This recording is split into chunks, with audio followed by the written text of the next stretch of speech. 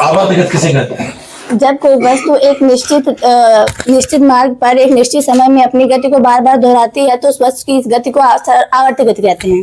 अच्छा, उदाहरण बता दो आप। जैसे पृथ्वी की चारों ओर चंद्रमा की गति, सूर्य की चारों ओर पृथ्वी की गति। जब कोई वस्तु एक निश्चित मार्ग पर निश्चित बिंदुओं की इधर उधर गति करती है तो उस वस्तु की इस गति को दोलन गति कहते हैं।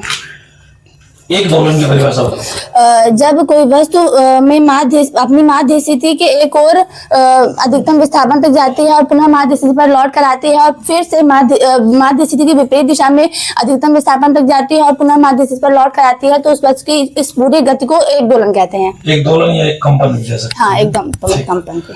अच्छा, अब बता दो आवर्तकाल क्या होता है? आवर्तकाल दोलन करने वाली वस्तु द्वारा एक दोलन पूरा करने में लगे समय को आवर्तकाल कहते हैं। आवृत्ति क्या होती है? दोलन करने वाली वस्तु द्वारा एक सेकंड में तय किए गए दोलनों की संख्या को आवृत्ति कहते हैं। अच्छा, आवृत्ति और आवर्तकाल में संबंध? आवृत्ति को n से प्रेजेंट करते हैं, n बराबर 1/, आवर्तकाल। अच्छा, मतलब आवृत्ति बराबर 1/, आवर्तकाल।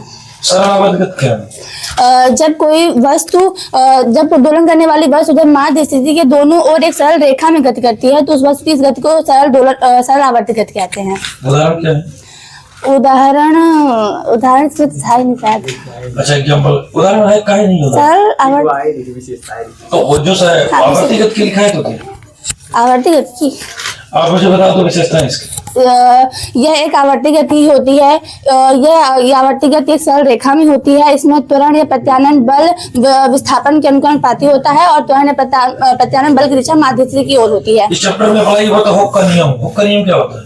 हुक का नियम प्रत्यास्था सीमा के अंतर्गत प्रतिबल विकृति के अनुपाती होता है। मुक्त दोलन किसे कहते हैं? ये मैं नहीं लिखी, मैं आई नहीं थी उस दिन, वो मैं लिखा है। बाकी जितना आप न पूछिए।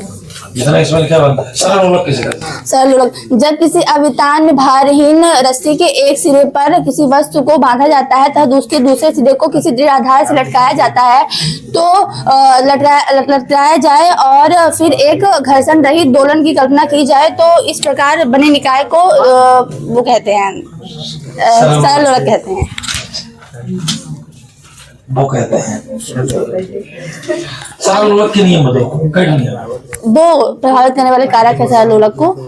कौन कौन? लंबाई और गुरुत्वीय त्वरण। लंबाई किस प्रकार प्रभावित? लंबाई जो सरल लोलक का आवर्तकाल होता है वो उसकी प्रभावी लंबाई के वर्गमूल के अनुपाती होता है। लंबाई बढ़ाने पर आवर्तकाल बढ़ जाता है और उसका गुरुत्वीय त्वरण के व्युत्क्रमानुपाती होता है। गुरुत्वीय त्वरण बढ़ने पर वो आवर्तकाल घट जाता है।